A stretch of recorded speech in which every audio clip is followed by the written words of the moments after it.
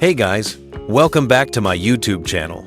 In today's video, I'm going to show you how to create your very own WhatsApp channel. If you want to share updates, news, or content with a large audience without starting a group chat, then this feature is perfect for you. So let's jump right in.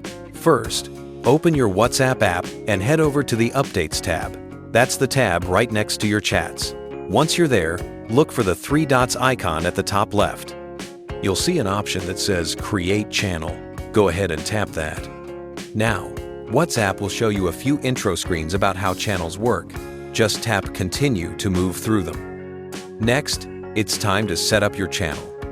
You'll need to enter a channel name. This can be your brand name, personal name, or whatever you want people to see. After that, you can add a channel icon by uploading a profile picture.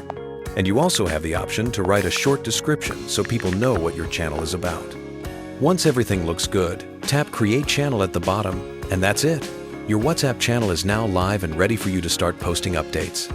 That's it. You've just learned how to create a WhatsApp channel. Thanks for watching.